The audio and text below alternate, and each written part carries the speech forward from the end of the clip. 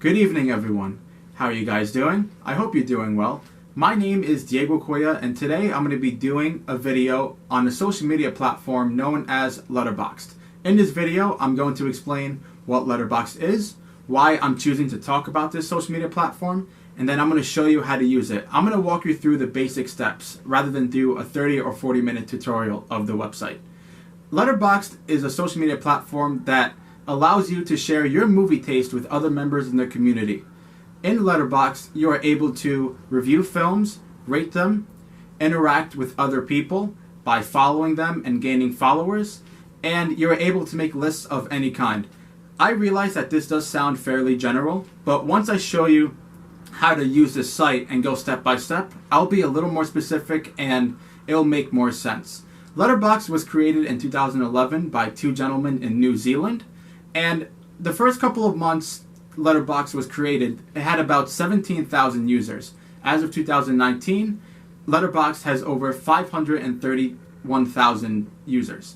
Now, Letterboxd, you can use it as a website or as a social media app. So if you have an iPhone, a Galaxy, an iPad, or any other technological device that's not a computer, you are able to download it. The reason why I chose to talk about Letterboxd is because I think it's a very fun and unique platform that can appeal to everyone, not just movie lovers.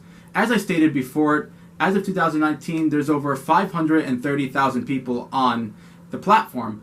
And while that is a big number, I don't mean to diminish it. When you compare it to other social media platforms like Facebook, Twitter, Instagram, Snapchat, and so on, the amount of users compared to the number of people on Letterboxd, well, the number becomes fairly minimal.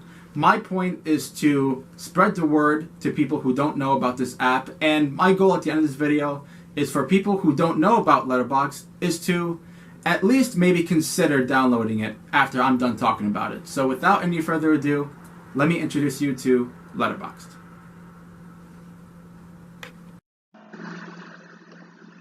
Alright, so welcome to Letterboxd.com.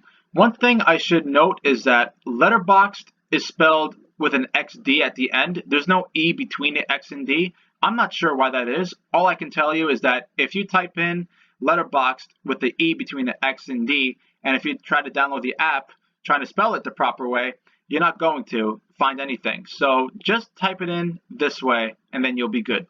Okay, so now that's out of the way, I'm going to sign in to my account and I'm going to use my profile page and my recent activity as primary examples because I believe that'll be the easiest way to do that. Okay, so we're going to come back to this home page, but the first thing I want to show you is the account settings so that you can see how to set up the profile and whatnot. The first thing it's going to ask you is if you want to link your Facebook or your Twitter page to your Letterboxd account. That's optional. You don't have to do that if you don't want to. I personally chose my Twitter account to go with my Letterboxd because I use Twitter more than my Facebook. So you have my Twitter profile picture is my Letterboxd profile picture, and my Twitter page is in my bio as a link to go right to it. And you'll see that in a little bit, but really quick, I just want to show you this. The first thing it's going to ask you is for your name. Then it's going to ask you for your email address. Your email address will not be in your profile page. They're only asking you this for verification purposes. That'll be private. You can add a location or a website if you want. That's optional. I put New Jersey as my location. And for the website, I put a direct link to my Montclarian student profile, even though I don't write for the Montclarian anymore. So if you have a blog or another platform that consists of your writing, you can have that under the website bar. And for a bio, I put 2 sentences. I made mine short and sweet. You can make your bio as long or as short as you want. That's the great thing about this website. You have the liberty to either make yours really short or really long. There's no minimum or maximum. And I'll show you how that's another benefit in a little bit. But yeah, that's pretty much the gist of that. And here is my profile page. So as you can see here, here's my name, the profile picture. I have where I'm from, the direct link to my Montclarian page, and a direct link to my Twitter. Now, the first thing you see here is favorite films. Now, favorite films consist of 4 movies that are your favorites. Letterboxd is going to ask you to pick 4 movies that you love or that are your favorites, and here are my personal 4. I'd recommend seeing them if you have not. though I find that hard to imagine because 3 of those are really popular. Anyway, under that is recent activity. Now, recent activity means movies that you have recently logged in, whether it's a review or if you logged it in as watched. And for me, I recently logged in Cold War. So I watched it on November 23rd. I wrote about 2 paragraphs. I rated it 3.5 out of 5 stars, and I have 2 likes on my review. Another example is Knives Out. I saw that movie over the weekend for an advanced screening. I wrote about a paragraph. I rated it 5 out of 5 stars, and there are no likes, which is completely fine. I have no problem with that. So let me show you an example of how to log a movie. So if you want to put that you watched the movie and how to review it, I'm going to show you. It's very simple. Over here you have the log button, so I'm going to click that, and I'm going to put a random movie. I'm going to put WALL-E, the Pixar film that came out in 2008. Okay, so right here you have the option to add a review. Again, it's optional. If you're not feeling it, or if you don't like to write, you don't have to write a review, but if you want to write a review, you can make it as short or as long as you want. If you want to write 1 sentence, if you want to write 5 paragraphs, if you want to write a whole 10 paragraphs, go for it. No one's going to judge you. You can do all you want. For the sake of time, I'm going to just write 1 sentence. I'll say, easily one of Pixar's best films. Okay? And I'll rate it 5 stars. I'll like it. And you can add tags if you want. I don't personally do it, but I do think it's pretty cool because you can put in tags such as Netflix or Pixar or HBO. You can put in a lot of other tags. And what's great about tags is that someone can click a tag and it'll directly link them to reviews that put that tag. So people can find your review easier that way. And over here it says contain spoilers. So if you write a review that contains spoilers, so let's say you recently watched the new Star Wars film and you really like the movie, so you're talking about spoilers that happens, you can put contain spoilers, and then you'll see that there's a warning for people who are about to read the review saying this review contains spoilers, read at your own discretion, and then you can do that. So I'm going to put save. I'm going to refresh the page, and yes, here's my WALL-E review. See, it says I recently reviewed it. I reviewed it on November 27th, and I have that short review, and I rated it 5 out of 5 stars. In addition to writing reviews and putting down as you watch them, you can also make lists. Now, I have an example of a list that I made. Here are the top 10 most anticipated films of 2020.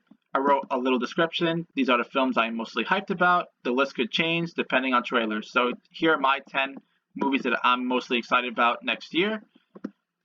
I'll show you another example of a list that I made because I have quite a bit of lists.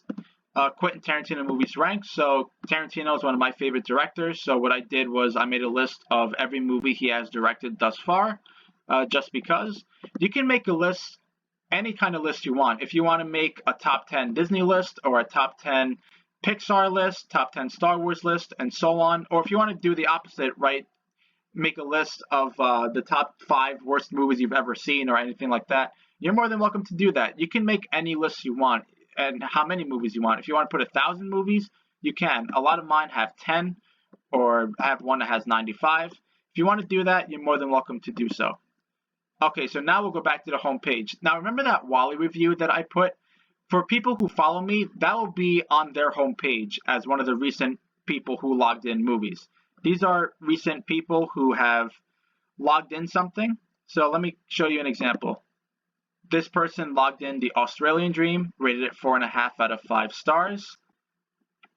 I have the ability to like the review. I have the ability to comment. I have the ability to also share the review as well on Twitter or on Facebook. And I can interact with people by commenting, and then they can @ you and then reply to you back. On a computer, it's hard to find notifications. On your phone, though, if you set in your notifications, you can get notified that someone replied to you or someone commented on your review as well. You can also make a watch list. So I'll put an example of a movie that's coming out. Let me put Wonder Woman. and I'll just wait for this to load. Okay, so here's a new one coming out, and if I want to see it, I can put it on my watch list.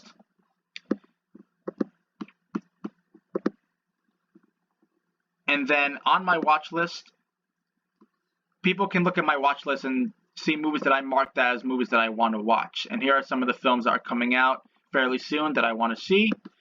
And also, if you want to read movie news, you can do that. These are reviews, not reviews, I'm sorry. These are news and editorials that people write from Letterboxd. They update it about every week, I would say. I haven't read all of them, but from what I've read, the few of them I've read, they're pretty good. They're pretty insightful articles. And that's pretty much it in a nutshell. This is a free platform that you can use. If you want to update to Pro or Patreon, you can do that. You would have to pay $20 a month for Pro and $50 a year for Patreon. You can add different filters, you can pin your reviews, and you can do a bunch of other things. That's really cool. I would say that's probably good if you have thousands of followers, which some people do. Since I only have a little bit, I only have 70 followers, I'm okay with just doing this for free, but that's pretty much Letterboxd in a nutshell. I think it's a great tool that you can use. For the phone, it's exactly the same thing, the way it's set up, and I think this is a site that anyone can use. So that's letterboxd.com. And yeah, thank you guys for watching.